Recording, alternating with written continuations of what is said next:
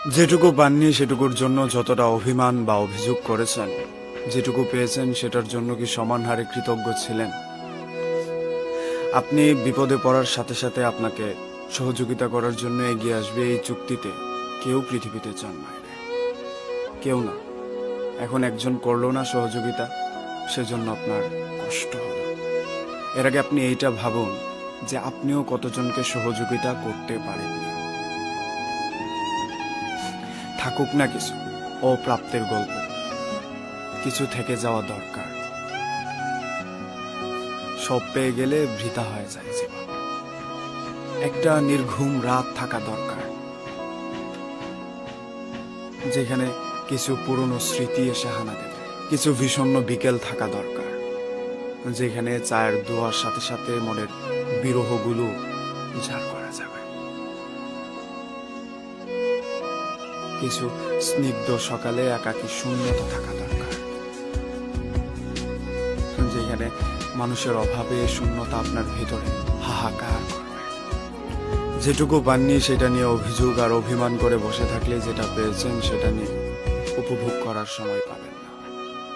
সারাদিন অন্যের ভুলের পিছনে পড়ে থাকলে নিজের ভুলগুলো খুঁজে পাবেন না।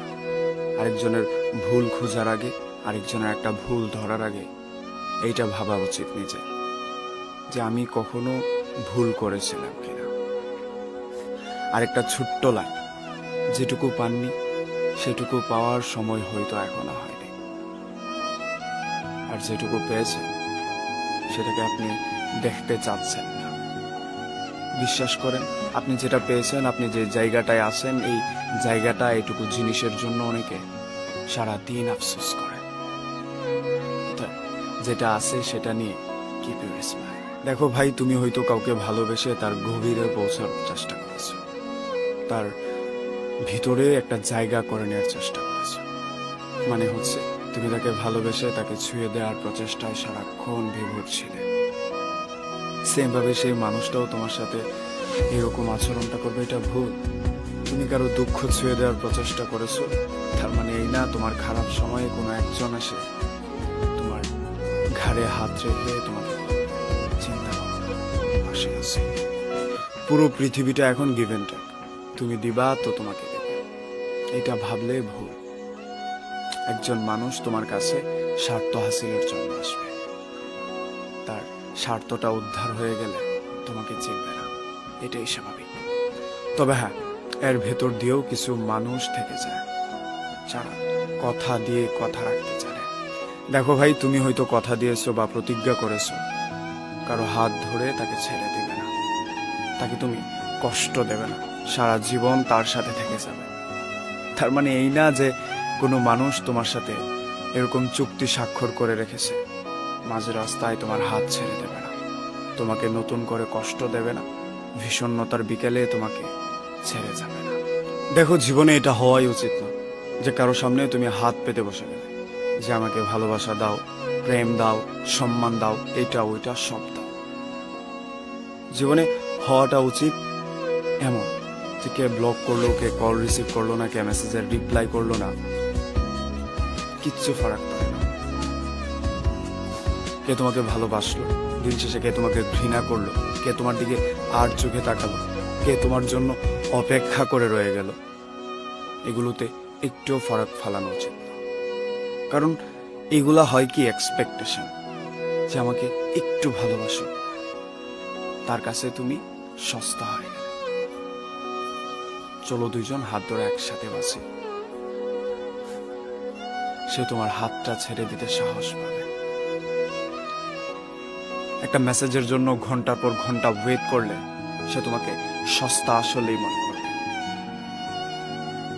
একটা কল দেওয়ার পর যখন ব্লক করে দিয়েছে তোমাকে, তারপর 1000টা কল দিয়ে যাবে, তখন তোমাকে সে অনিচ্ছা সত্ত্বেও ছ্যাঁচড়া বলে ডাকবে, বিকজ তুমি তাকে প্রায়োরিটি দিয়ে ফেলেছো, এতটাই দিয়েছো যে যেটা সে নিতে পারছে না বা যেটা সে ডিজার্ভ করে না। তাই জীবনে কে কি দিল, কে কি নিয়ে গেল, এগুলোতে নিজের উপর প্রভাব ফেলানো উচিত না, এতে করে নিজের শান্তিটা নষ্ট হয়ে যায়। তো ভাই, প্রিয় বোন, তোমার লাইফে এরকম কোনো পার্সন ছিল কিনা যার একটা কল, একটা মেসেজের জন্য কয়েক ঘন্টা অপেক্ষা করতে, যে আমাকে একটা SMS করো, একটা কল রিসিভ করো। মানে এমন হয়েছে কিনা তোমার লাইফে যে কারো কাছ থেকে ছ্যাঁচড়া গালিটা শুনতে হয়েছে? অবশ্যই কমেন্ট সেকশনে জানাবা। আর দেখা হচ্ছে নতুন কোনো ভিডিওতে। আর ভিডিওটা ভালো লাগলে শেয়ার করে দিতে ভুলবে না। দেখা হচ্ছে নতুন কোনো ভিডিওতে। ততক্ষণ দা জুবাই শো ইউটিউব চ্যানেলের সাথেই থাকো। তো যাও ইউটিউব চ্যানেলটা সাবস্ক্রাইব করে আসো। ধন্যবাদ। একটা ছেলে চাইলেই গলা ছেড়ে কান্না করতে পারে না। একটা ছেলে চাইলেই তার স্বপ্নের কথাগুলো কার কাছে শেয়ার করতে পারে না, কারণ সে মধ্যবিত্ত পরিবারের ছেলেরা স্বপ্ন দেখতে বেশি ভালোবাসে, কারণ সে জানে স্বপ্ন ছাড়া তার জীবন রাঙানোর মতো আর কোনো রাস্তাই নেই। জন্ম থেকে মধ্যবিত্ত পরিবারের ছেলেদের বিবেক, আত্মসম্মানবোধ কারো হতে থাকে। তারা খুব ভালো করেই জানে এই রঙিন পৃথিবীতে টিকে থাকার জন্য অনেক বাধা নিয়ম আছে। এই বাধা নিষেধ মেনেই থাকতে হয়, তা না হলেই বিপদ। মধ্যবিত্ত পরিবারের ছেলেরা অন্যদের মতো বেপরোয়া চলতে পারে না, কারণ তাদের স্বপ্ন দিয়েই তাদের জীবন রাঙায়। জানেনই তো, স্বপ্ন হলো গোলাপের মতো, দূর থেকে সুন্দর দেখা যায়, কাছে আসলে সুগন্ধটাও মিষ্টি হয়, কিন্তু ছিঁড়তে গেলেই সাবধান।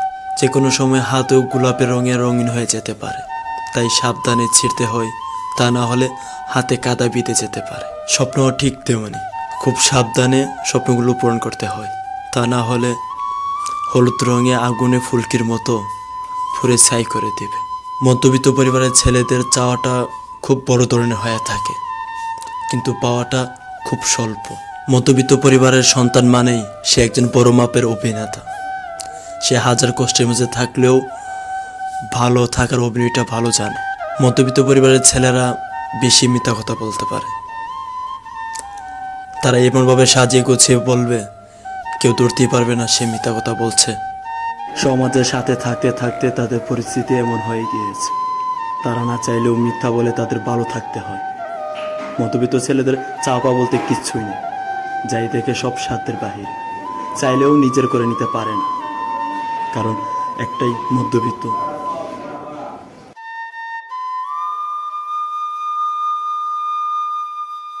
হ্যাঁ, একটা সময় তোমার চায়ের বদলে চেষ্টা করলে তুমি কফি খেতে পারবা, কিন্তু 4 বন্ধু মিলে স্টেশনের আড্ডায় 4টা চায়ের জন্য কে বিল দেবে সেটা নিয়ে আর ঝগড়াটা হবে না। একটা সময় তুমি ভালো একটা জামা পাবা, কিন্তু কোথাও যাওয়ার জন্য তোমার বন্ধুর জামাটাকে কেড়ে নেওয়ার মতো মজাটা আর পাবা না।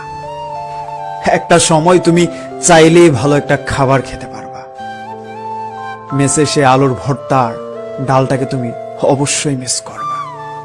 ক্লাস থেকে বা কাজ থেকে ফিরতে দেরি হলে পাতিলের তলায় লেগে থাকা ভাতগুলোকে মিস করবা। ডেকের শেষ অংশের ডাউলটা আর শেষ আলুর ভর্তাটাকে তুমি একটা সময় মিস করবা। হ্যাঁ, হয়তো তোমার একটা সময় আর ভয় পেয়ে বাড়িতে ফিরতে হবে না। রাত বিরাতে দেরি করে মেসে ফেরার জন্য মামার বকা ঝকার তোমার শুনতে হবে না। একটা সময় তোমার নিজস্ব অনেক কিছু হয়ে যাবে, কিন্তু তোমার বন্ধুত্বটা আর ফিরে আসবে না। একটা সময় তুমি রাত জাগবা ঠিকই, কান্না করবা ঠিকই, কিন্তু তোমার এই চাপা কান্নায় তোমার এই বন্ধুত্বের সহায়তাটা আর পাবা না। রাতে ঘুম আসছে না, 4 জন জেগে লুডো খেলা বা যে কোনো একটা খেলায় লেগে যেতে পারবা না।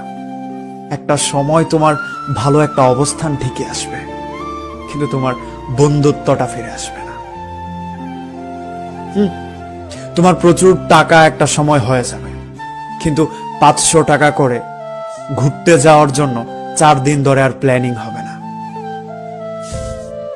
আসলে একটা সময় তোমার প্রচুর কিছু হবে, বন্ধুত্বটা আর হবে না। একটা সময় তোমার ভালো খাবার খেতে বসেও বন্ধুদের সাথে ভাগাভাগি করা সেই ডাল আর আলুর ভর্তাটা মনে পড়ে যাবে। আর আপনার কোন বন্ধুটাকে সবচেয়ে বেশি মনে পড়ছে সেটা কমেন্ট সেকশনে মেনশন দিতে ভুলবেন না। ভালো থাকুন, প্রত্যেকটা বন্ধুত্ব